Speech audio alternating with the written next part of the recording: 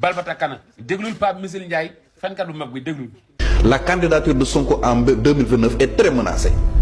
Ah bon? Ah oui, cette candidature-là, elle est très menacée. te lii ku ko waxul nag waxoo gars yi li am. Menacé par rapport à quoi? justement 4 mbir yi koy menacé nag ci laay ñëw parce que y' a 4 procédures judiciaires yoo xamante ne actuellement nii dafa taxaw ci Sonko ba tax na comme sa candidature est très menacée. Lesquelles? à 2029 te pourtant lii maanaam juristes yi ko wër wala ñi nga xam ne ñoo bokk seen kuréelu politique boobu nag xam nañ ko de mais xam nga Sénégal man li ma fi métti mooy dafa am ñoo xam ne li la ñu bëgg a dégg képp lañ leen di wax.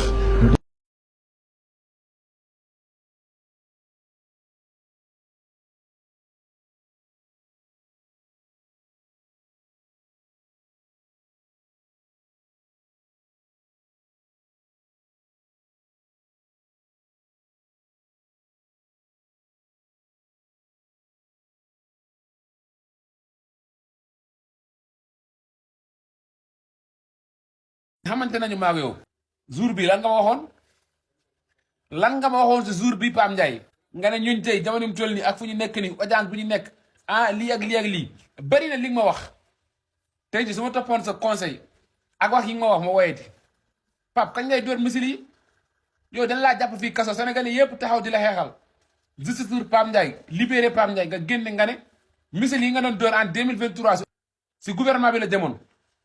mais léegi misil yi en 2024 si opposition bi la jëm particulièrement Ousmane Sonko ak Barthélémy Diaz dama ne lan moo ko waral da ngaa gis ndax Moussa Fall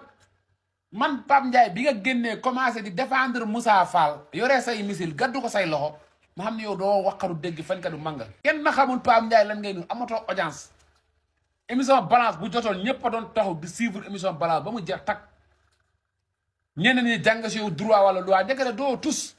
doo dara Pape Ndiaye tappalekat bu maga dangay nappe doo tus billahi Pape Ndiaye li mu wax ni xamu ci dara man nag du ma faral di wax di waat barke yàlla day fen candidature Sonko moo gën a garantir ni ak candidature tey ku nekk fii nii amul benn candidature bu gën a légitime gën a garanti gën a dëgër candidature Sonko fii si réew mi amul parce que il est le chef de l'opposition deuxième personnalité de l'État non plus populaire non plus aimé yooyu légitimité populaire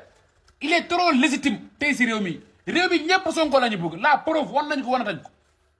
kooku boo taxee nga naan candidature am yow gis nga yéen lu Macky Sall xam nga Macky Sall nag dina bokk du bokk Macky Sall dafa bàyyi benn traumatisme si nit si bopp nit ñi quoi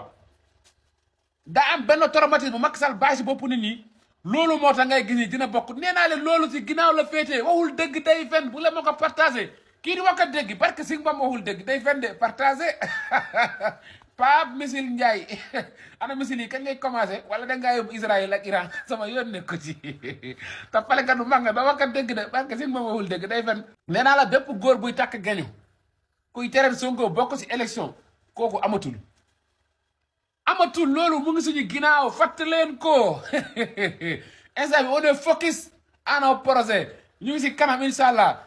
élection locale 2027 dinañu bâtir campagne dinañu gagné dinañu téye lu ëpp si ay mairie si kattan la mbaaxam fii si localité du Sénégal 2029 incha allah si kattan la mbaax loolu amul élection humiliation la